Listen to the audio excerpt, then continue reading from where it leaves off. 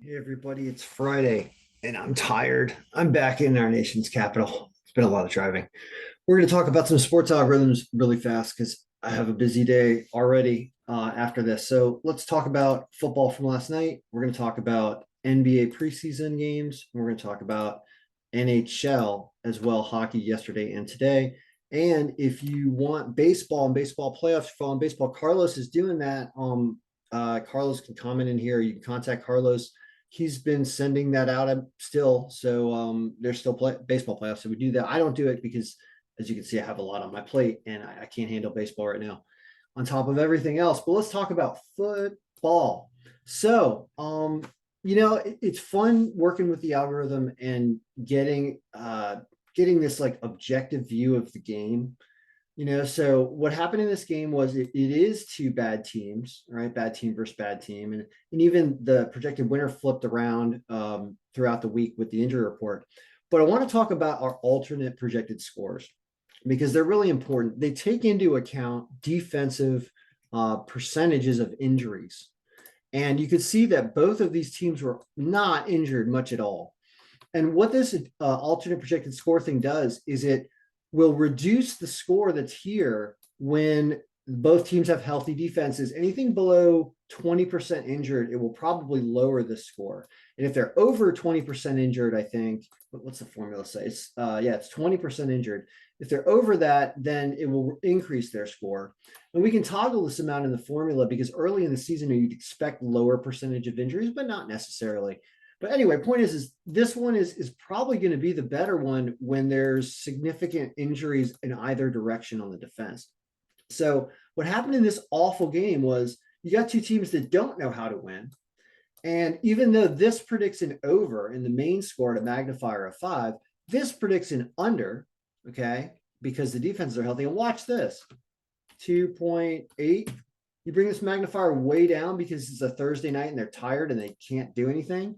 You get this thing down to like 11.9. Magnifier 3 gets us to 12-9. And it's 12-7. And so you're kind of like, all right, it had the proper, but it had the team wrong. And that's because Chicago threw interceptions, punts that got like muffed, like they should have put up some more points anyway, but they're just awful. And so when you find yourself betting on bad teams, you find yourself not winning most of the time. And so the lesson here was this was a tough game to play on a Thursday night. And because the defenses were healthy, you could have gone with the under. But that was about it. And so at least this identified this game was not a great game to wager on anyway. So that's football. Okay. We'll talk about more football tomorrow in preparation for Sunday. Now let's go to NBA real quick. There were two games yesterday and we won one of them pretty convincingly, which was the Memphis game, but the other game we didn't. It's preseason, stuff's going to happen. Not going to analyze it too much. As for today, you can see you get a great line on Cleveland over Orlando, but they're playing only half their guys. And that is shown here in the injury pivot. Who's not playing? You can open up the teams and see who's not playing and open up the injuries and see what they are. Well, we're not going to get into any of that because we got too much to do today. I did have a question about, hey, Ken, I'm trying to adjust the weights, the toggle weights here is what they're trying to do. Like you're trying to basically adjust these weights right here. What if this is 25%? Will the numbers change? And they will change, except they won't change unless you do something. So what you have to do is you have to, the power strength and stuff are connected here. They're not connected in the cube. So what you could do for today, for example, is you could connect them, but you got to remember to unconnect them later if you want to do this right. You go here and you're like, all right, this is the Cleveland percentage right here. So if we make all these formulas connected, and we'll color them. We're not going to turn them into formulas or anything. We'll just color them to let us know what we did. Now, when you go here in the results pivot, and you change things dramatically, right? Like we put everything on just margin of victory. Watch, supposedly everything will change. Let's look at the scores and everything right here. Yeah, everything drastically changes. So that's the way to connect it, is to simply do what we just did. And I want to undo everything so that we get this back to normal. That looks good. And then we've connected this percentage to the odds compiler for the day, and these will all now change. So I hope that's helpful. And if you do anything today and you enjoy basketball, Utah at a plus 230. I'm looking for crazy lines in the preseason because it's preseason. Like, I know they're resting some guys, but it still would beat Dallas by at least 4 without this. So maybe they win anywhere. Maybe they cover the 6, something like that. All right. So that's NBA. Now let's get to the fun stuff for hockey. So 4 games today for hockey. Number 1 pick of the day, Carolina over San Jose. We have not seen San Jose this year. And as for updating this file and stuff, it's not ready for me to do the video about how to update it because I haven't even brought in any stats for this year yet for goalies or for players.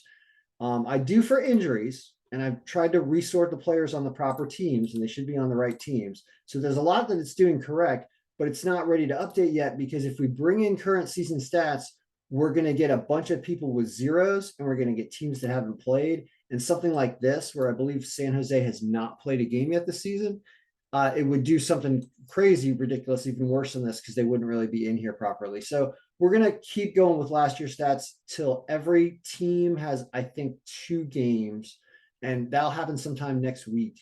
And when that does, then I will do the video about updating everything in here, and we'll be able to really roll forward. And it'll be a little distorted early on because we're going to have some weird distorted stuff happening early on, but that's okay. It's going to work itself out, and that's just how you got to go because that's the way you do this is you work off the current season stats.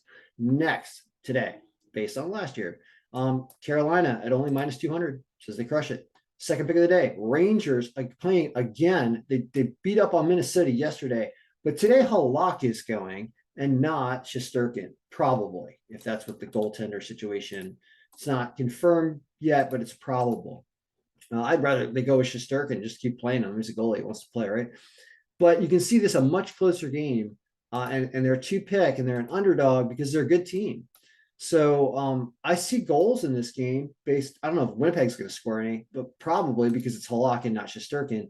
But the Rangers, a lot of power in their offense this year, and I'd be interested to see what the current season stats would actually say for them. But that looks fun, and an underdog line in hockey with a team playing this good, they can probably power through a weak goaltender, win a high-scoring game. As you see, they win by adjusted power, but they don't win by projected score. And when it's confused like this, it means the game's very, very close. These formulas are semi-connected, but also semi-independent. And so you can get contradictions in the power. I tend to trust the power more.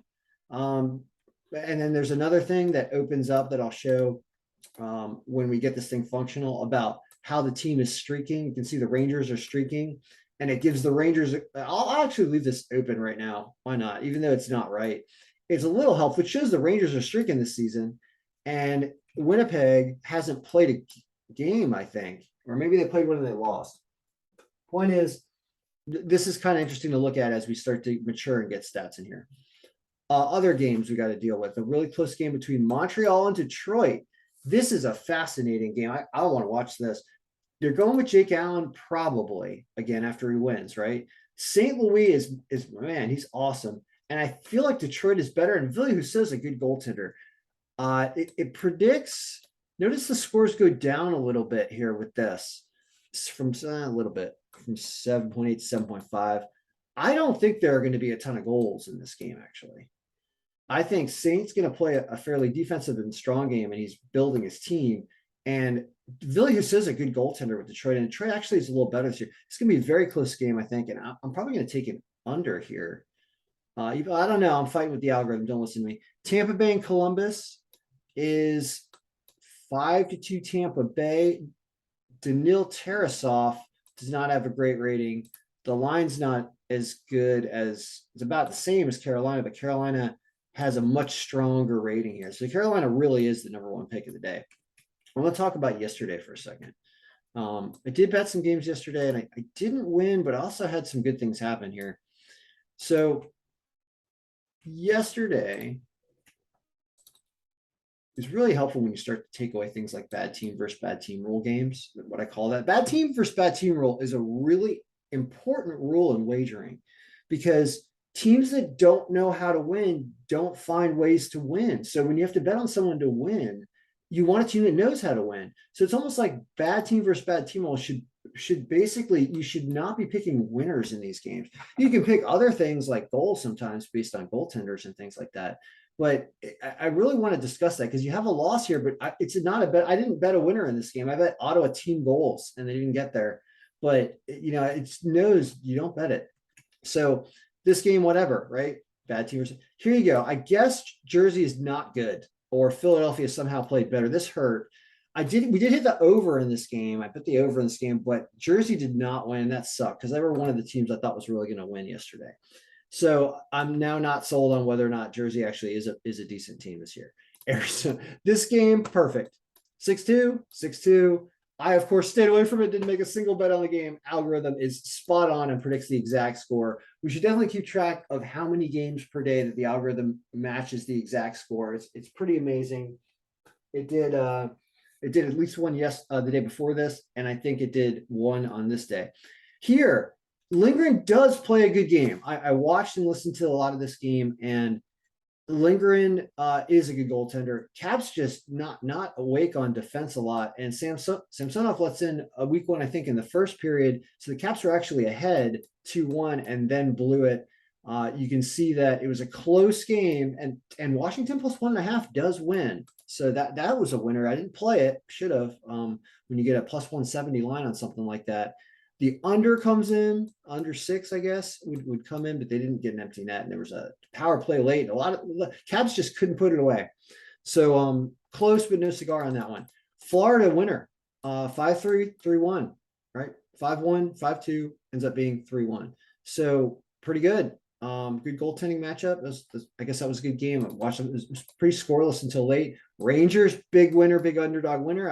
Algorithm does awesome things. Look at that. Gives them 7 goals in the PPG scoring. So good for the Rangers. Dallas, Nashville, tough game to pick the winner here. And now it's saying Dallas, but yesterday it said something different because we've changed things now over here. But I think, and score and everything said Nashville. So this is a miss. And I'm glad it reads it as a miss because it's looking at the adjusted power. It was under though. So that's good. And notice that if you redid the stats for the day, you get that. That's funny. All right, Colorado and Calgary. This one's almost perfect score. 6-2 ends up being 5-3, but in the ranges. And over. I mean, that's a great call there. I said, of course, stay away from Calgary because they're being overestimated. Never listen to me. Always listen to the algorithm. They win. Chicago and Vegas. I don't know where the goals were in this game. They were not there. Ended up being 1-0. They don't even cover. So Staylock, I guess, plays better. We'll have to see. That's probably what happened if it was Staylock. I don't know if he actually went. Seattle and LA, and this game goes to Seattle, a team that is at what, 2-0 now? Or 1-1 or something. They got some offense now. So that is to be watched with Seattle. So anyway, guys, that's the update with the algorithms for the day. What's my wager going to be on today? Well, you have to take Carolina, and you can even take a -1.5, it says. So that's a big one at number 1. I want to do something in this game. I'm gonna go against the algorithm, take the under in this game because I like Ville Husso and I think Saint plays a defensive game here. So Detroit is not generally a team known for scoring. So the over under in that game is probably 5.5. Let's see. Over under in that game, 6.5. Absolutely taking the under. Exactly. Here's one where never trust me. You always trust the algorithm. However, you can trust me when it comes to Martin St. Louis playing style and Ville Husso being a good goaltender. So you can see that it wants to put 7 goals up in this game, but it is the scores have been slightly high, as you can see even yesterday. And it's because of the full set of season stats from last year that are contributing to this, which are just too complete. They have players that were injured and in and out, and it's just too much. And you can see that is doing that. So it is slightly high. So I will take the under in that game. This game here, Tampa Bay, it says they win. I could take them to win here. I don't know. They don't always cover, but they will win probably. So I'll take them to win at minus 200 because it's hockey and they're a good team. That's a 55. They're the second highest adjusted power strength on the list. So you can take them to win. I will. And then in the Ranger game, I mean, so it's saying goals here. And so the over under in that game is 6.5 also. Well, there's a really good line for the Rangers, and it gives them the 2 pick of the day this way. So how can you not, right? You can also consider plus 1.5 because it actually says that by projected score, which would be like mine. Okay, so the Rangers plus 1.5 is okay with me because then you can lose a tough one and still win that bet. So those are the 4 picks: Rangers plus 1.5, Carolina minus 1.5, Tampa Bay to win, and the under 6.5 in Montreal, Detroit. We'll see if all 4 of those can win. Good luck, everybody. May all your picks be winning.